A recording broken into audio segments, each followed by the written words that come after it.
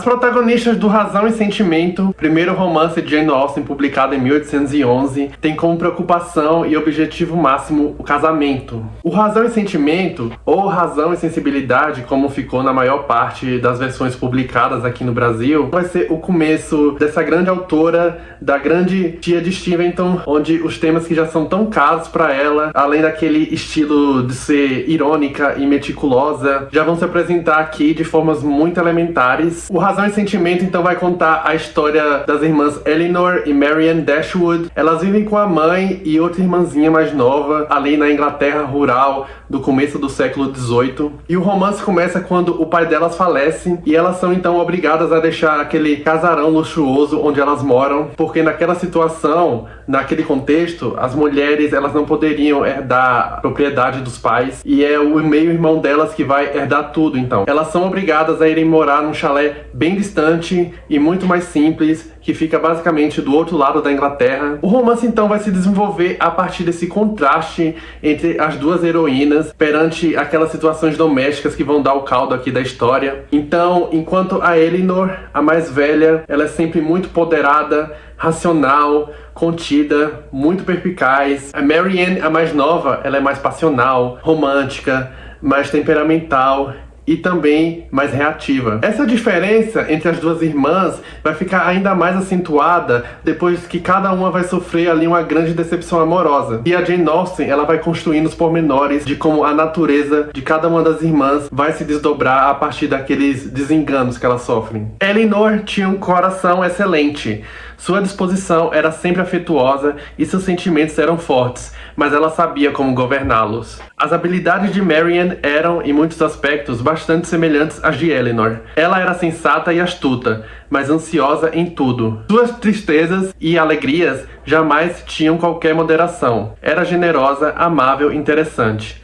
Era tudo menos prudente. Esse aqui é um romance focado sobretudo na expectativa, na espera, na sutileza das intenções. Tanto a Elinor quanto a Marianne, elas passam boa parte da história à espera de novidades sobre as suas contrapartes. E enquanto a Marianne, ela vai sofrer um processo de decepção bem externalizado, quase público, a Elinor, ela vai precisar conter muito bem as suas emoções e vai viver aquilo de forma muito íntima, muito privada. Isso acontece também porque o livro ele é todo construído em volta das maquinações do casamento e do conforto financeiro que um casamento pode trazer, ou não, a uma moça solteira. O que é fascinante é que esse tema é tratado até de uma maneira mais pragmática, então não é necessariamente que não se deva acreditar no amor, mas a Jane Austen, quando ela apresenta a ideia do casamento enquanto um objetivo final das suas heroínas, é como se fosse realmente um negócio, um contrato social, porque um bom casamento, financeiramente falando, para uma mulher naquela época, para uma mulher nas condições dessas irmãs aqui, seria a única garantia de uma vida confortável. A maioria das situações daquela Inglaterra rural aqui do Razão e Sentimento, ou de todas as obras da Jane Austen de forma geral, acontecem dentro das casas,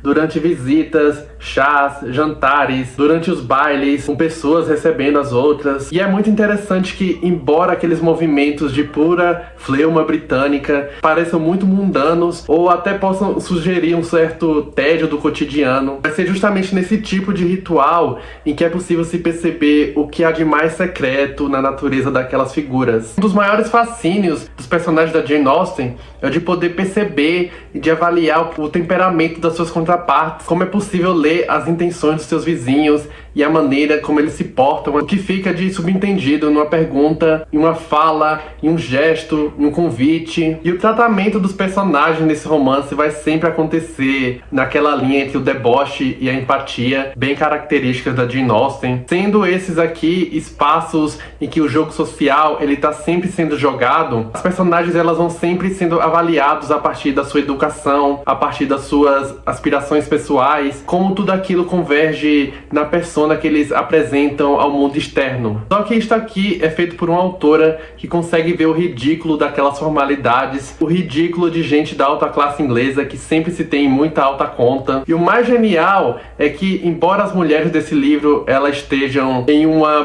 posição de mais vulnerabilidade, já que o conforto delas vai depender diretamente do casamento que elas fizerem, é justamente elas que tomam controle daquelas situações aqui. Desde a Eleanor, que intermedia tudo, até a cunhada dela, que vai fazer as vezes de Lady Macbeth, quando ela vai convencer o marido, o meio-irmão das meninas Dashwood, a não dar uma pensão anual para as irmãs, até outra fulana que vai basicamente dar um golpe do baú e casar com ricaços. Enfim, as mulheres, elas não deixam barato, elas têm diálogos incisivos e, mais do que tudo, são elas que exercem o controle, mesmo que mais velado, daquelas relações domésticas. Aliás, a Eleanor, ela é a grande heroína aqui desse livro. Ela não deixa de ser aquela figura de que nada escapa. Então, cada lapso dos seus interlocutores, ele vai ser avaliado, medido, ponderado, especulado, sempre de uma forma que vai buscar analisar o fundo, não só a atitude daquela pessoa ou a fala daquela pessoa, traz também todo um contexto de uma forma geral daquela situação. E é essa característica da Eleanor que vai conflitar justamente com os personagens masculinos desse romance. Então você tem o fulano que é bom vivant, que vai se dar mal mesmo depois de passar a perna na sua prometida, que é o Willoughby. Você tem o Edward Ferrars,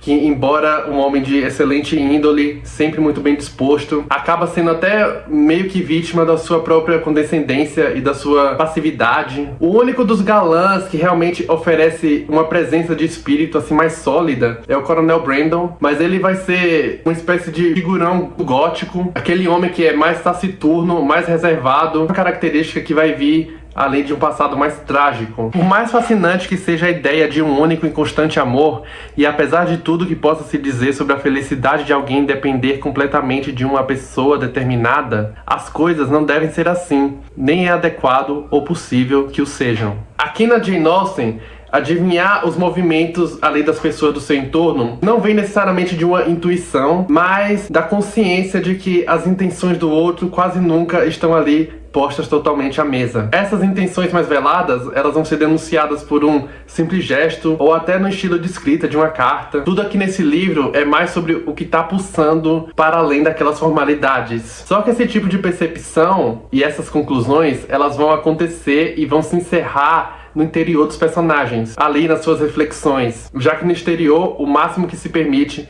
é um comentário mais irônico, ou até a depender do nível de desprendimento do personagem, como é o caso da Marianne, um afronte mais sarcástico. Aqui no Pós-Fácil, escrito pelo Rodrigo Browne, essa edição da LPM Pocket, ele vai contar como esse romance provavelmente teve a sua primeira versão escrita de forma epistolar, e é pensando nisso que é possível também ver aqui em vários momentos o que de epistolar sobreviveu nessa versão. Então, como a Eleanor, ela é sempre muito diplomática, ela inspira as confianças de todos os personagens, ela acaba servindo de confidente para vários daqueles personagens, e vai ser justamente nesses momentos em que alguns dos personagens vão fazer confidências à heroína que o livro fica parecendo uma carta ao invés de um diálogo ou de uma cena em prosa. Falando mais diretamente da dicotomia sugerida pelo título, Razão e Sentimento, então você vai ver como a Marianne, ela vai aprender as mazelas do seu excesso de emoção, e a Eleanor não vai ser poupada do sofrimento, mesmo com essa natureza mais racional e reservada. Então não é que a Jane Austen ela vá necessariamente colocar esses dois estados, a razão e o sentimento,